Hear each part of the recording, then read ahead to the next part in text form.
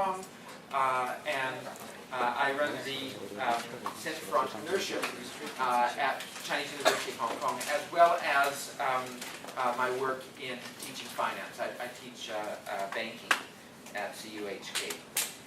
Today we have the third installment of a set of lectures for the social the Social Entrepreneurship Challenge.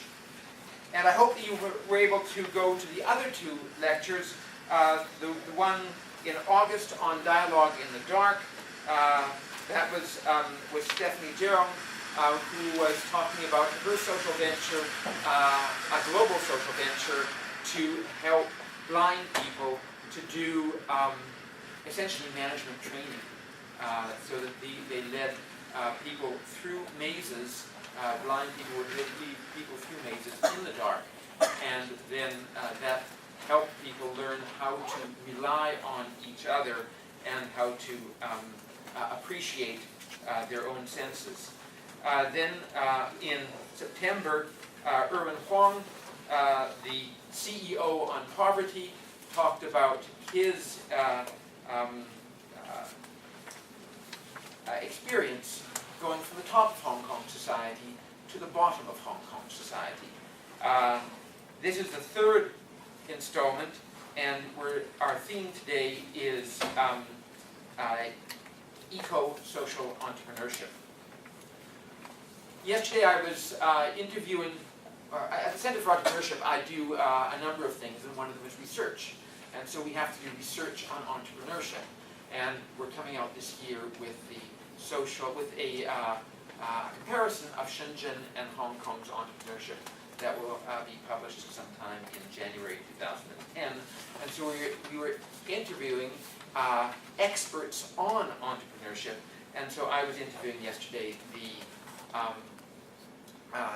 chairman of the Montague Society. Montague Society of High Technology Entrepreneurs and other professionals in Hong Kong, about 800 of them, and they do venture capital and angel funding, as well as hold seminars. It's a global organization. And I asked him what the problems with Hong Kong's entrepreneurship were, and he said the biggest problem was the education system. And the reason why is the education system didn't build inner strength. It just required people to memorize facts, and people at the end of it, that is, say you at the end of it, just wanted jobs. Now Mingles Choi isn't here, but I'd like to thank Mingles Choi for setting up the Social Enterprise Challenge, because he is trying to address this, that is to say the lack of people's inner strength. And one of the ways that you come to not just go for a job, because after all, at the end of a job you've just worked for somebody else, is you try to make meaning in life. So how do you make meaning? Well, the way you find out how to make meaning, obviously, is to ask a guru, right? Somebody who knows everything. And so Mingles dragged me to see a guru about 3 weeks ago. And the guru was speaking at a bar in Lan Kwai Fong, and the bar was set up to accommodate 75 people, and there were about 150 people in the bar. And the guru's name was Guy Kawasaki. And Guy Kawasaki, after he got his start with Apple, then started his own software company, and then he started his own venture capital firm, and he's probably the most famous venture capitalist in the world, and he wrote a book called The Art of the Start, which I commend to you if you wish to learn about starting up your own firms. And in The Art of the Start, he tells you that the most important thing is to create value, to solve problems, to solve people's problems. Guy Kawasaki is a Californian. He was born in Hawaii, and his antecedents are Japanese. So he thinks internationally. But on his Twitter website about a week ago, he had this quote: "If you want to be happy," you've probably heard this before, "if you want to be happy for an hour, take a nap." So you have your opportunity today to be happy. If you want to be happy for an hour, take a nap. If you want to be happy for a day, go fishing. If you want to be happy for a month, get married and go on your honeymoon. If you want to be happy for a year, inherit a fortune. But if you want to be happy for a lifetime, help people. That's making meaning, to solve people's problems. Now, the Social Enterprise Challenge is about solving people's problems through business organizations. And these are social enterprises. Now, the social enterprise has to address specific problems with specific resources in specific locations. These addressing of specific problems use a business model, and it's up to you in the Social Enterprise Challenge to design feasible business models.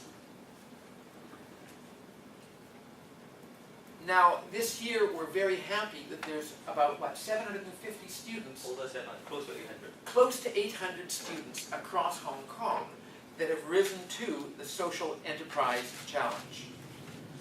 All truly great enterprises have to be LEV, L-E-V, legal, ethical, and viable. So they have to be legal. You can't break the law over the long term, otherwise you'll end up in Stanley. You can't break society's ethics, otherwise you'll be driven out, you'll be ostracized by society, and you have to be viable. You have to satisfy the cash constraint.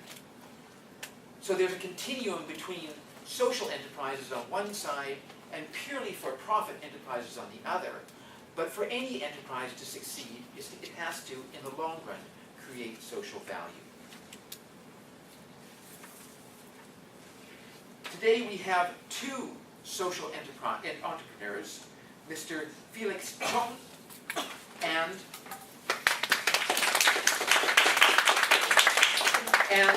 Mr. Chen Xujun. Felix Chong is in environmental environmental cleanup, basically, and environmental. He's an engineer. He worked for Paul Wye. He's now has his own company that is involved in treatment of wastes. Mr. Chen Xujun is in. He's actually come especially today from Guangzhou, and he is in ecotourism, and also works at a center for. We're trying to work out the English translation of it without success. He'll tell you about it in a moment. It's a center for civic. Institution of Civilization and Society.